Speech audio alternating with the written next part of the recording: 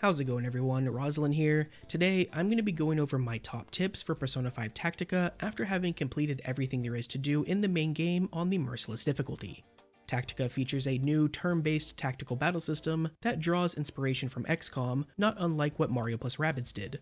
However, Persona's unique twist on the system may take some adjusting to. But if you follow the advice provided in this video, you'll be breezing through the game getting max stars even on the hardest difficulty. One of the most important aspects of Persona 5 Tactica's combat is how much it favors being aggressive in order to facilitate all-out attacks.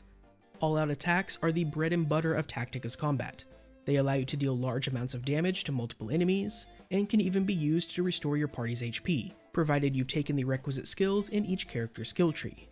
And because of how important all-out attacks are, they heavily skew the game's balance towards movement and range, to a point where it's better in almost all situations to prioritize both when choosing skills and weapons, and deciding how to tackle a combat stage. I'll get into some movement tech momentarily, but first let me elaborate more on movement and range as it pertains to skills and equipment. One of the best early game skills you can pick up, and one that will be useful until basically the end of the game, is Hawkeye. Hawkeye is a skill that increases your ranged attack by 1 square, ranged attack meaning specifically your gun attacks. And there are 2 sources of this that do stack, one from a Persona skill and one from the skill tree. Phoenix is the earliest you can get this on a Persona, and I highly recommend using Persona Fusion to pass the skill around to everyone. As for Hawkeye from your character's skill tree, it can be found in the A Rebellious Resolve section on the right hand side of everyone's skill tree, except for Ryuji, Makoto, and Erina, who sadly don't get it. However, even for those 3, you do want to be prioritizing this right hand portion of each character's skill tree because you can also get the skill Godlike Speed, which increases movement by 1 square and is easily the best ability in the game. There is a reason they make you wait until you can fuse Yoshitsune to get access to this on a Persona after all. So yeah, prioritize getting Hawkeye from Phoenix as soon as possible, and focus on the right hand portion of everyone's skill tree first as best you can. And if necessary, you can undo skill selections in each character's skill tree whenever you want and reallocate them as you see fit, something that can be useful if you need a specific skill for a battle. Another important aspect of range, and subsequently movement, is your character's weapon. Each weapon has a different range, and often it can be worth using a weapon with lower damage but higher range over one that deals more damage but has less range. However, it's also important that you pay attention to a weapon's status ailment. Once you progress enough into the game, weapon fusion will become available, allowing you to fuse 2 persona into a weapon. All of these crafted weapons have a status ailment associated with them that has a chance to apply to the enemy when you attack them with your gun. At first glance, this may seem like a strictly positive thing. In practice though, it's a bit more complicated than that. You see, downing an enemy and triggering a 1 more is essential to triggering all-out attacks. In fact, it's not just essential, it's required. And you trigger a 1 more by attacking a vulnerable enemy, that is an enemy not considered to be in cover. However, should you kill the enemy you trigger a 1 more on, you will not be able to perform an all-out attack, even though you did trigger a 1 more.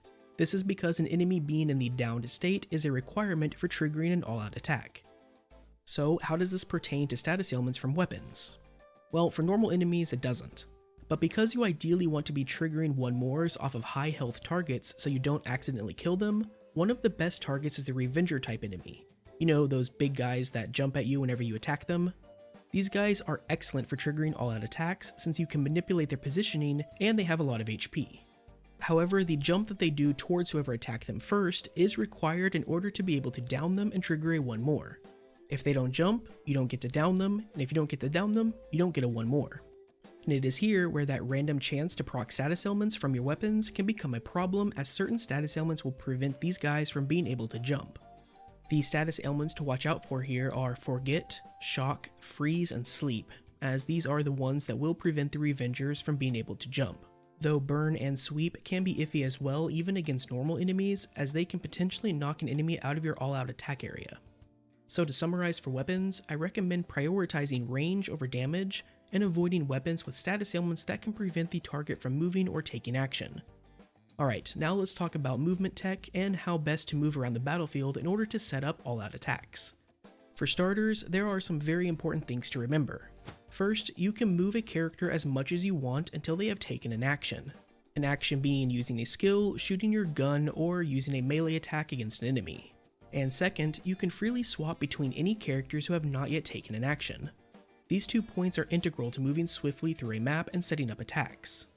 Next is that a character's movement range is determined based on where they started the turn, and should you trigger a one more with their action, this movement is reset to the position they were in when they triggered the one more, and of course, they are granted another action.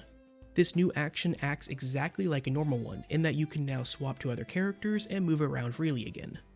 Using this to chain together one mores can allow a character to very rapidly get from one end of a map to the other in order to encompass as many enemies as possible in all-out attacks. Finally, the last important thing to remember about all-out attacks is that they don't care about elevation.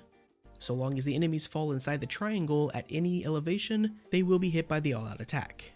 In fact, they don't even need to technically be inside the all-out attack triangle. So long as the line goes through their hitbox, it should count. Alright, let's close out this video with a few rapid fire tips. First, when ending your turn, always try to have your character next to something, be it a wall or a barricade, anything really, so long as it isn't explosive. As long as they are next to something, they will be considered as being in cover and won't be susceptible to being critically hit and giving the enemy a one more. Along the same lines, cover doesn't care about your character's facing with regards to the enemy. They can be staring at you head on, but so long as you're up against something, you'll still get the benefits of cover. Do note though that the same does apply to enemies as well. If you do happen to find yourself in trouble and need to heal, remember that all-out attacks can heal your entire party, assuming you've taken the requisite skill from your character's skill tree.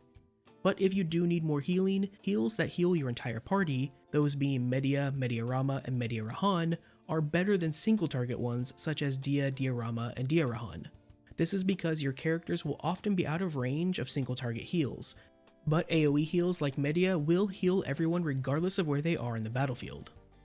Next, if you happen to miss getting 3 stars on a mission, something you will want to aim for in order to get the maximum rewards, you can always use the replay function from the menu in your hideout to go back and replay previous missions. The only exceptions to this are boss missions and quests, but neither of those have stars to obtain anyways. One other tip with regards to all-out attacks that I probably should have mentioned earlier is that only one enemy actually needs to be in the down state in order to trigger an all-out attack, a stark difference from Persona 5 and Persona 5 Royal. Finally, due to Persona being stripped of most of their skill slots, and due to the removal of weaknesses and resistances, you want to be aggressively upgrading your character's persona often. Once you reach the endgame, you can start to seek out specific persona, but until then, outside of a few exceptions, using the higher level persona will generally lead to better results. And that'll do it for my top tips on Persona 5 Tactica. If you found this video helpful and informative, please be sure to leave a like and consider subscribing to the channel if you haven't already. I'm already planning a couple more videos going over some good early to mid game skills, as well as the best persona you can make in the game, and you wouldn't want to miss out on that, would ya? Also, if you have any questions about this video, Persona 5 Tactica, or any other game that I cover, feel free to hit me up over on Twitch at twitch.tv/RosalindGaming or my Discord server, both of which are linked in the video description below. Until next time, take care.